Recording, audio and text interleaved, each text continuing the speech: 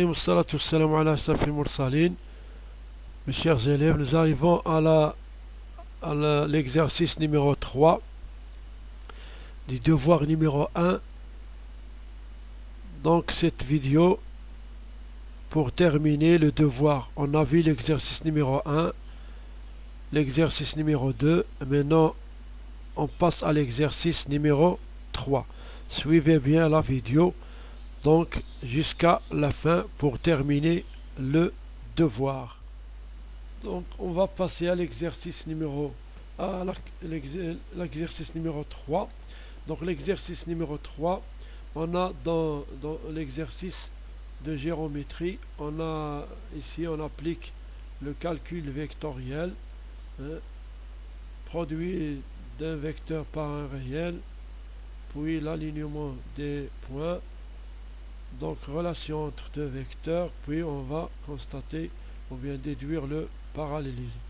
L'essentiel, c'est de savoir construire une figure avec les vecteurs, avec le produit vectoriel. Donc, avant de passer à la correction, lisez bien l'exercice. Vous allez faire l'exercice vous-même et passer à la comparaison de la solution avec vos réponses. On passe à la solution de l'exercice. Pour la solution, l'exercice, donc la question numéro 1, on construit une figure convenable.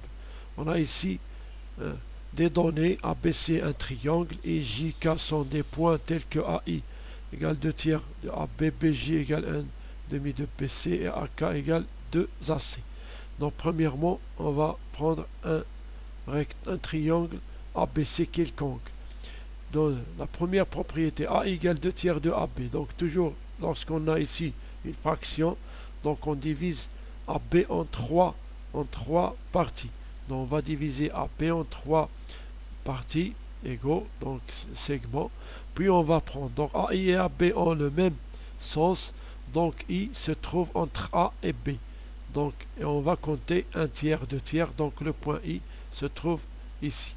Pour le J, le point J, donc il appartient au segment BC.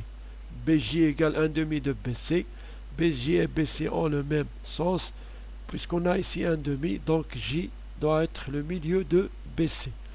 Donc on a le point J. Pour le point K, on a AK égale 2AC, donc on va prendre le vecteur AC, puis on va utiliser une translation de deux vecteurs AC. AK égale 2AC, puisque AK et AC ont le même sens, donc C doit appartenir à AK, doit être entre A et K. Donc on va déplacer le vecteur, AK égale 2AC. Voilà. Regardons bien que ces points I, J, K sont alignés. Donc on va montrer ça dans la question numéro 3. Allez, on va passer à la question numéro 2. Pour la question numéro 2, écris chacun des deux vecteurs IJ et JK en fonction de A, B et BC. Donc on va écrire IJ en fonction de AB et BC. Et on va écrire JK en fonction de AB et BC. Pour cela, on a les données. Donc on va utiliser ces vecteurs qu'on a, AI, BJ, AK.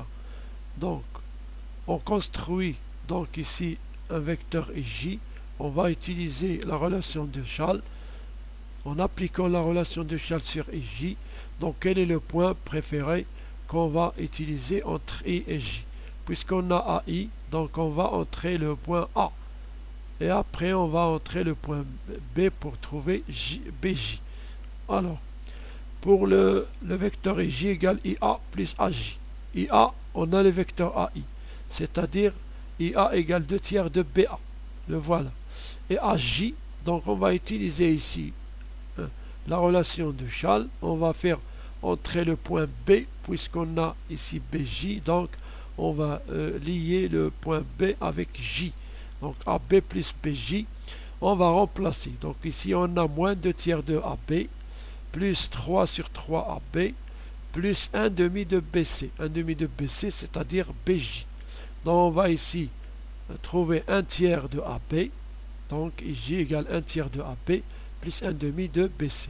C'est ça, la réponse en fonction de AB et BC, 1 tiers de AB, 1 demi de BC. Pour le vecteur JK. La même chose. Sur JK, donc on va appliquer la relation de Charles sur JK. JK, donc on va faire entrer A, puisqu'on a AK, donc JA plus AK, donc entre J et A, donc on va faire entrer quoi? Le point B, parce qu'on a BJ, donc on trouve JB plus BA plus 2AC. 2AC c'est AK. Donc JB, on va remplacer avec moins 1,5 de BC. Ici on a BA, ici AC, on va faire entrer le point B, parce qu'on demande AB et BC. 2AB plus 2BC. Donc on va faire la somme des vecteurs AB, AB, BC, BC. Donc on a moins 1,5 de BC plus 2BC plus 2AB moins AB. On réduit au même dénominateur. Moins 1,5 de BC plus 4,5 de BC plus 2AB moins 2AB, 2AB moins 2AB c'est AB. Donc on aura le vecteur JK égale AB plus 3,5 de BC. Voilà la relation entre JK et AB et BC. Pour la question numéro 3, on va montrer que les points I, JK sont alignés. Donc on va utiliser, donc on va chercher la relation entre le vecteur IJ et JK, puisqu'on a ici les points I, JK. Donc on a 3 points. Donc on a vu IJ et JK dans la question précédente. On sait que IJ égale 1 tiers de AB plus 1,5 de BC. Et JK égale AB plus 3,5 de BC. Donc il y a une relation entre IJ et JK. Donc si on multiplie ici par 3, donc on multiplie le vecteur IJ par le nombre 3, on trouve que 3 IJ égale 3 fois 1 tiers de AB plus 1,5 de BC. Donc on va simplifier ici par 3, on trouve 3 IJ égale AB plus 3,5 de BC. Cette écriture AB plus 3,5 de BC, c'est quoi? C'est le vecteur JK. Donc 3IJ égale JK. Donc cette relation, c'est la collinéarité des vecteurs et aussi l'alignement des points, parce qu'on a ici 3 points. Un point commun, un point entre le vecteur IJ et K, c'est J. Donc le vecteur JK égale 3IJ. Dans ce cas, on dit que les points IJK sont alignés. Donc on va voir ça dans la figure. IJK sont alignés. Donc cette construction elle est juste. Donc on a appliqué la règle. Donc on passe à la question numéro 4. Donc pour la question numéro 4, on a deux questions. La question numéro 4, on trouve la même figure. On a deux questions. On considère le point H tel que AH égale 2AJ. A, placer le point H sur la figure. Donc on va placer le point H sur la figure. AH égale 2AJ.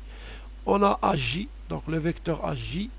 Donc AJ égale 2AJ égale AH, c'est-à-dire AH et AJ ont le même sens. Donc on va trouver que AH égale 2AJ, J est le milieu. Donc c'est une propriété qu'on a vue dans un triangle. Si on a le milieu BC, de BC c'est J, donc AH égale 2AJ. Donc voilà le point H. Donc, point C, question C, montrer que les deux droites BH et AK sont parallèles. Donc ces deux droites BH et AK sont parallèles. Donc on va utiliser, on a AH égale 2AJ, oui c'est bon, et BJ égale 1,5 de BC. Donc, regardez bien, c'est-à-dire ici, on a J et milieu de AH. Et ici, on a J et milieu de BC. Donc, le segment AH et BC ont même milieu. Cette propriété, c'est la propriété des diagonales d'un parallélogramme. Donc, qu'est-ce qu'on va déduire? On déduit que ABHC est un parallélogramme. Voilà. Donc, puisque ABHC est un parallélogramme, donc la droite BH et la droite AK sont parallèles. Et voilà, on a terminé la question. On arrive à la fin du devoir. Donc j'espère que vous allez bien comprendre les solutions et vous avez fait un effort. Donc je vous félicite pour votre effort que vous avez fait. Donc à la prochaine séance, on se rencontre. À bientôt mes élèves. Je vous laisse avec la fin de la vidéo.